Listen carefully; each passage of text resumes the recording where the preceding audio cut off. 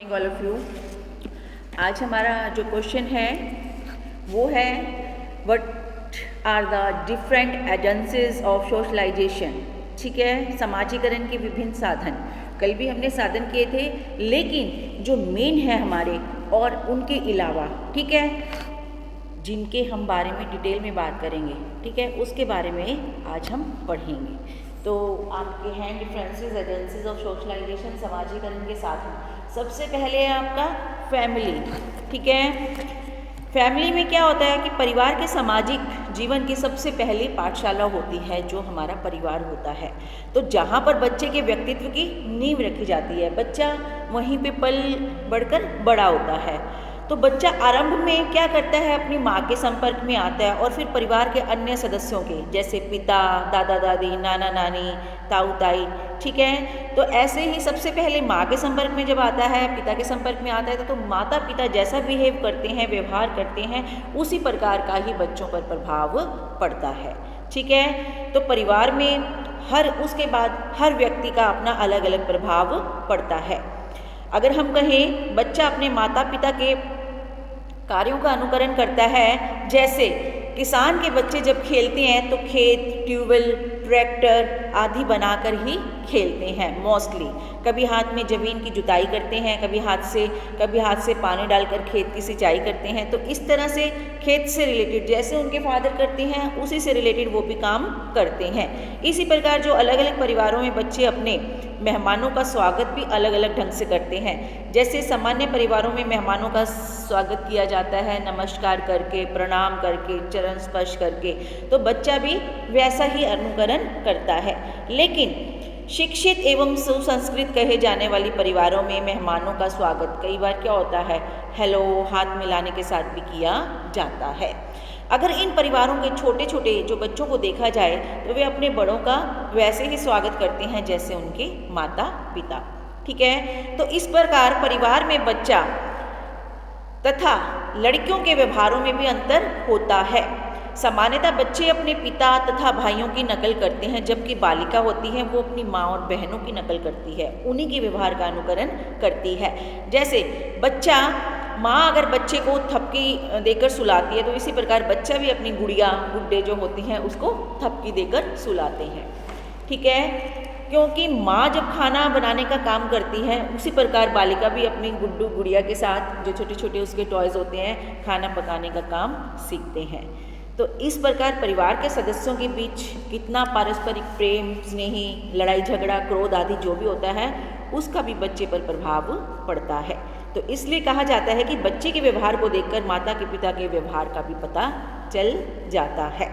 ठीक है, समाजीकरण में परिवार के महत्व को स्पष्ट करते हुए हमारे किम्बॉल यंग ने कहा है, अकॉर्डिंग टू किम्बॉल यंग के अकॉर्डिंग, समाज में समाजीकरण के विभिन्न साधनों में परिवार सबसे महत्वपूर्ण है। इसमें कोई संदेह नहीं है कि परिवार के अंतर्गत माता पिता साधारणतः सबसे अधिक महत्वपूर्ण व्यक्ति होते हैं। ठीक है, of the various agency of socialisation with the society, the family is the most important, and with the family there is no doubt that the mother and father are ordinary the most significant individuals। ठीक है, तो जैसे माता पिता करते हैं परिवार में, वैसा व्यवहार बच्चे करते हैं। उसके बाद है नेक्स्ट आपका प्लेग्राउंड। क्या होता है प्लेग्राउंड? क्रीड़ा समूह, क्रीड़ा जहाँ पर बच्चे खेलते हैं। इसमें क्या है, देखिए, परिवार के बाद बच्चे का संपर्क खेलने वाले बच्चों से होता है। ठीक है, तो साथ साथ खेलने वाले बच्चों की आयु भी मोस्टली जब बच्चे खेलते हैं तो अपनी समान आयु वाले बच्चों के साथ ही खेलते हैं। जैसे जैसे बच्चों की आयु बढ़ती है, वह अपने परिवार से बाहर निकलकर अपने मित्र बनाता है और उनके साथ क्रीड़ा करता है और खेलता है। इस क्रीड़ा समूह में बच्चा अन्य बच्चों के स्वभाव के अनुसार अपने आप को अनुकूलित करता है। इस अनुकूलन की प्रक्रिया में बच्चे के अंदर समूह भावना, अनुशासन, दलीय भावना का विकास होता है।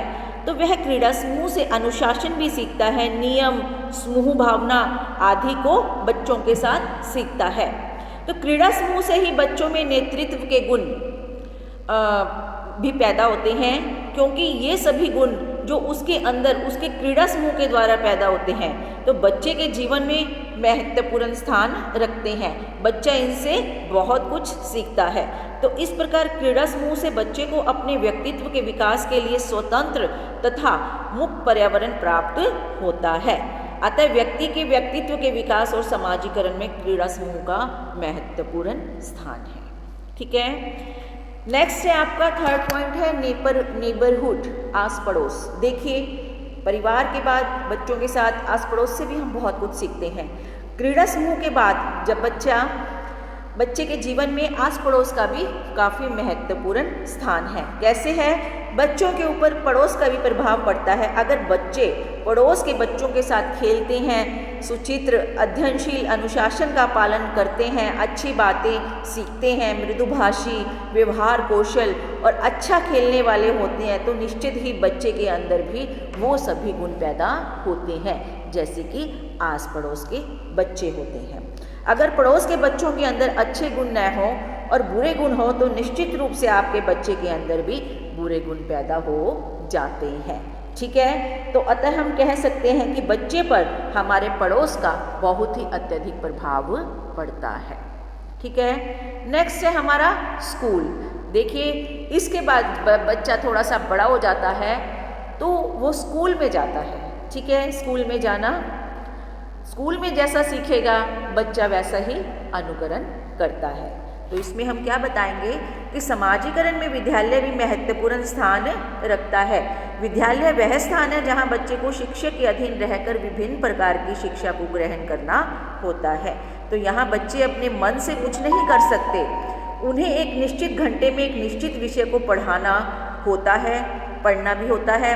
यहाँ बालक 5 या 6 घंटे तक रहता है कि अपना ज़्यादातर टाइम किस में बिताता है बच्चा? स्कूल में। तो माता पिता का स्थान यहाँ शिक्षक ले लेते हैं। तो शिक्षक के अधीन रहकर बच्चा वह सब कुछ सीखता है जो परिवार में नहीं सीखता। तो इसलिए विद्यालय का भी आपके जीवन में बहुत ही महत्व है। उसके बाद है मैरिज।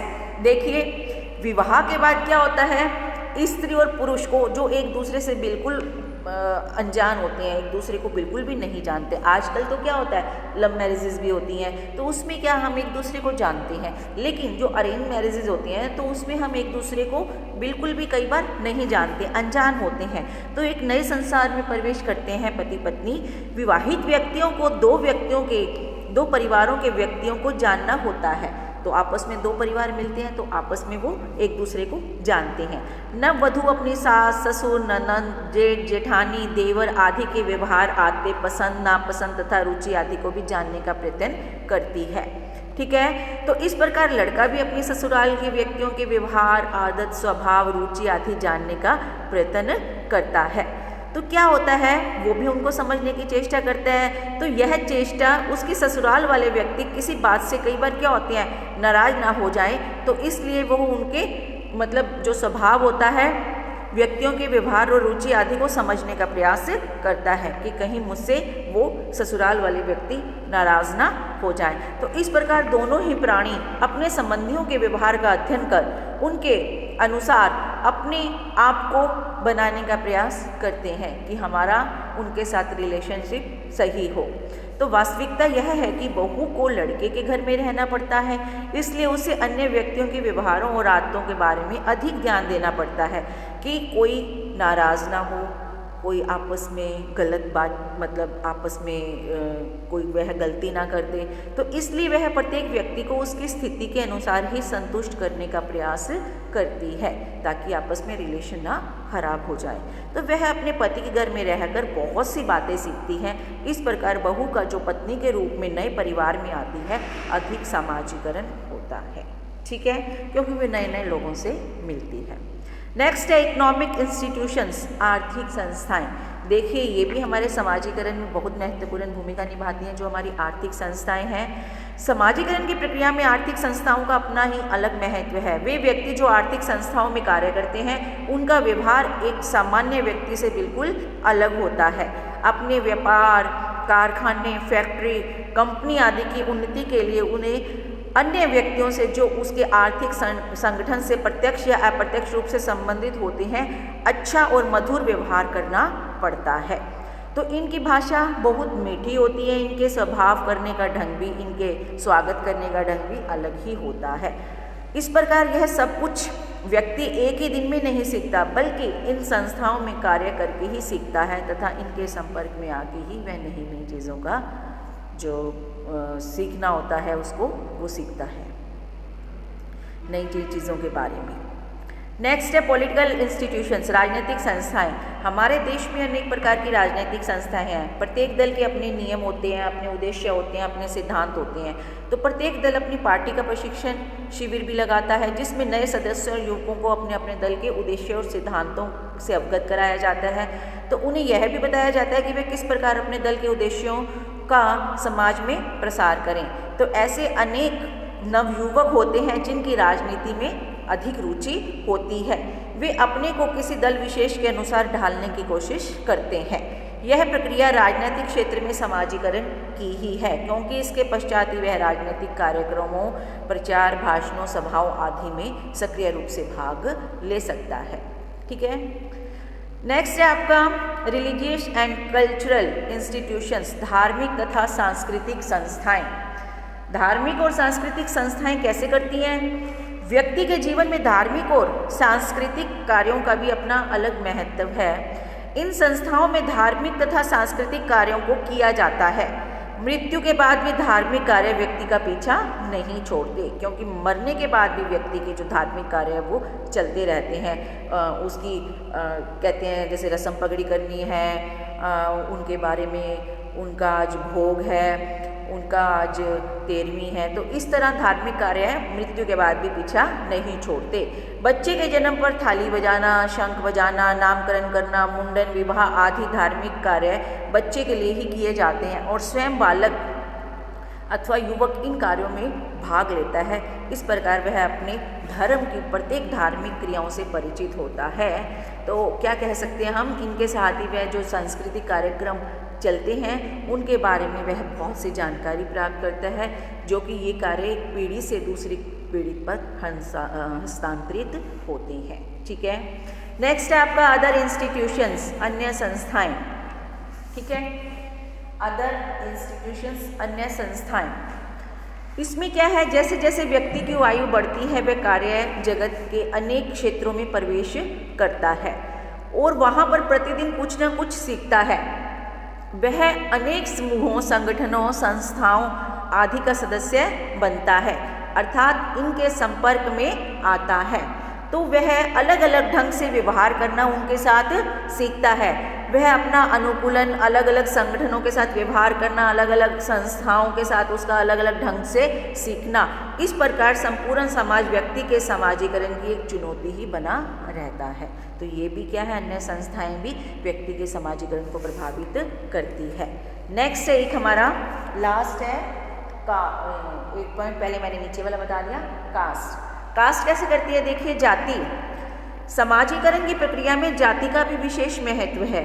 बच्चा सबसे पहले किसी जाति विशेष में ही जन्म लेता है और लोग उसे उसी जाति का ही सदस्य कहते हैं।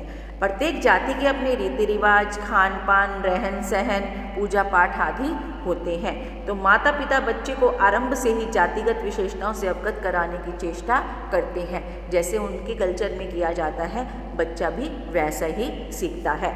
तो वे उसे सिखाते हैं कि वे अपनी जाति के अनुरूप ही दूसरों के साथ व्यवहार करे। वे उसे यह भी सिखाते हैं कि वह अलग अलग जातियों के व्यक्तियों से किस प्रकार का व्यवहार करे। जैसे ब्राह्मण जाति परंपरा से उच्च मानी जाती है, इसलिए उनके साथ सामान्य ढंग से व्यवहार करना चाहिए और अन्य जातियों के व्यक्तियों से भी प्रेम पूर्वक व्यवहार करना चाहिए।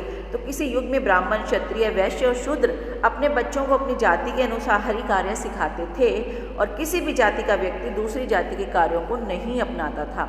जैसे ब्राह्मण है तो ब्राह्मण का जो बच्चा होगा वो ब्राह्मण ही जैसे कार्य करते हैं उसी के अकॉर्डिंग ही सीखेगा। तो क्षत्रिय होगा, उनका बच्चा क्षत्रिय के अकॉर्डिंग ही कार्य करेगा। किंतु आज बच्चा युवक तथा युवती का समाजीकरण जातिगत नहीं होता। सभी जातियों के व्यक्ति अपनी इच्छा अनुसार कोई भी कार्य कर सकते हैं, किसी भी पेशे को अपना सकते हैं। ठीक है। तो इस प्रकार हम कह सकते हैं कि व्यक्ति का जो समाजीकरण है विभिन्न साधनों और अभिकरणों के माध्यम से निरंतर चलता ही रहता है। तो इन साधनों तथा अभिकरणों में निश्चय ही परिवार, क्रीड़ा, समूह, पड़ोस तथा विद्यालय का स्थान सबसे सर्वोपरि है। यह सभी साधन व अभिकरण जिस समाज में जितने अधिक स्वस्थ होंगे उस समाज के व्यक्ति उतने ही अधिक सभ्य, सुसंस्कृत और आदर्श नागरिक होंगे। तो जैसे जैसे आयु बढ़ती है वैसे वैसे व्यक्ति के जीवन के विभिन्न क्षेत्रों में भी निरंतर कुछ न कुछ वह सीखता रहता है। इस प्रकार समाजीकरण की प्रक्रिया जन्म के साथ आरंभ होती है और मृत्यु तक किसी न किसी रूप में चलती रहती है। इसी कारण समाजीकरण की प्रक्रिया को सार्वभौमिक प्रक्रिया भी कहा जाता है। ठीक है बेटा, तो ये थे साधन इसके, एजेंसीज। बाकी हम कल करेंगे। आज के लिए इतना ही। Okay, thank you.